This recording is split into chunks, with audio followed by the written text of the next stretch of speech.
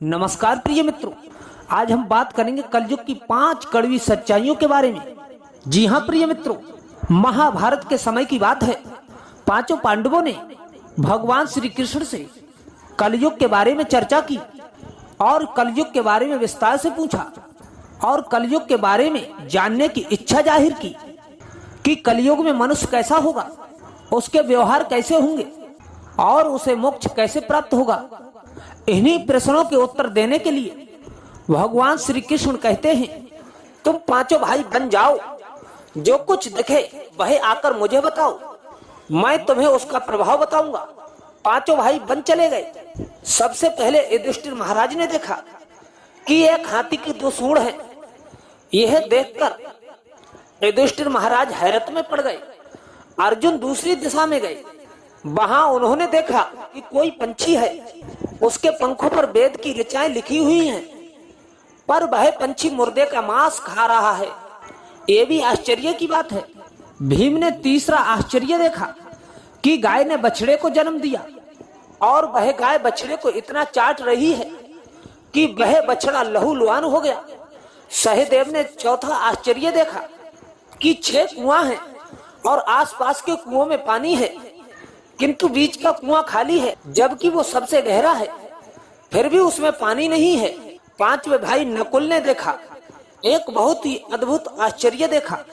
एक बड़े से पहाड़ पर एक शिला लुढ़कती आती है और वह न जाने कितने वृक्षों से टकराती हुई आती है, पर उन वृक्षों के तने उस शिला को रोक नहीं पाते हैं। न जाने वह शिला कितनी अन्य शिलाओं से टकराई, पर वो शिला रुक नहीं पाई। अंत में वह शिला एक छोटे से पौधे से वह शिला टकराई और वहीं पर स्थिर हो गई। पांचों भाइयों के आश्चर्यों का पार नहीं रहा। शाम को वे पांचों भाई श्री कृष्ण के पास गए और अपने अपने दृश्यों का वर्णन करने लगे। सबसे पहले युधिष्ठिर कहते हैं, मैंने 2 सूंड वाला हाथी देखा, मेरे आश्चर्य का पार नहीं रहा। तब श्री कृष्ण कहते हैं, कलयुग में ऐसे ही लोगों का राज्य होगा जो दोनों ओर से शोषण करेंगे, बोलेंगे कुछ और करेंगे कुछ और। ऐसे ही लोगों का राज्य होगा, इससे तुम पहले राज्य कर लो। दूसरा, अर्जुन ने आश्चर्य देखा कि पंछी के पंखों पर वेद ऋचाएं लिखी हुई हैं और वह पंछी मुर्दे का मांस खाता है। इसी प्रकार कलयुग में ऐसे लोग रहेंगे जो बड़े बड़े पंडित और विद्वान कहलाएंगे, किंतु वे यही देखते रहेंगे कि कौन सा मनुष्य मरे और हमारे नाम संपत्ति कर जाए। संस्था के व्यक्ति विचारेंगे कि कौन सा मनुष्य मरे और संस्था हमारे नाम हो जाए। हर जाति धर्म के प्रमुख पद पर बैठे विचार करेंगे कि कब किसका श्राद्ध हो। चाहे कितने भी बड़े लोग होंगे, किंतु उनकी दृष्टि तो धन के ऊपर, मांस के ऊपर ही रहेगी। ऐसे लोगों की बहुतायत होगी जो पर धन को हरने में और छीनने को आतुर होंगे, और कोई कोई संत पुरुष होगा। भीम ने तीसरा आश्चर्य देखा, गाय अपने बछड़े को इतना चाटती है, बछड़ा लहूलुहान हो जाता है। कलयुग का आदमी शिशुपाल हो जाएगा, बालकों के लिए इतनी ममता करेगा कि उन्हें अपने विकास का अवसर ही नहीं मिलेगा। किसी का बेटा घर छोड़कर साधु बनेगा तो हजारों व्यक्ति दर्शन करेंगे, परंतु यदि अपना बेटा साधु बनता है तो रोएंगे कि मेरे बेटे का क्या होगा।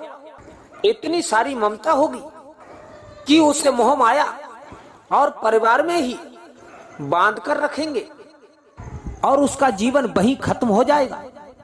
अंत में बेचारा अनाथ होकर ही मरेगा। वास्तव में लड़के तुम्हारे नहीं हैं, वो तो बहुओं की अमानत है, लड़कियां जमाइयों की अमानत है, और तुम्हारा यह शरीर मृत्यु की अमानत है और तुम्हारी आत्मा परमात्मा की अमानत है। सहदेव ने चौथा आश्चर्य देखा कि 5-7 भरे कुएं, बीच का कुआं एकदम खाली है। कलयुग में धनाढ़ है, लोग लड़के लड़की के विवाह में, मकान के उत्सव में, छोटे बड़े उत्सवों में लाखों रुपए खर्च कर देंगे, परंतु पड़ोस में ही यदि कोई भूखा प्यासा होगा तो यह नहीं देखेंगे कि उसका पेट भरा है या खाली है।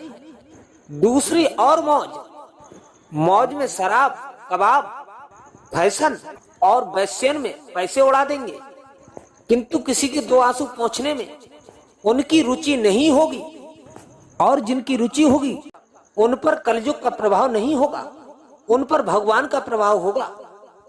पांचवा आश्चर्य यह था कि एक बड़ी चट्टान पहाड़ से लुढ़की, वृक्षों के तने और चट्टानें उसे रोक नहीं पाई, किंतु एक छोटे से पौधे से टकराने से चट्टान रुक गई।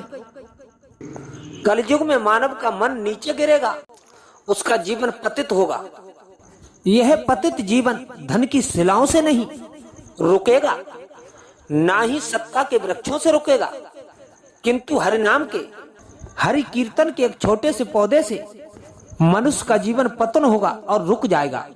प्रिय मित्रों, कहानी अगर पसंद आई हो तो हमारे चैनल को सब्सक्राइब कीजिए और बेल आइकन को प्रेस कर दीजिए और अपने सगे संबंधी में शेयर कीजिए। प्रिय मित्रों, मिलते हैं नेक्स्ट वीडियो में, तब तक के लिए जय श्री कृष्ण, जय श्री श्याम।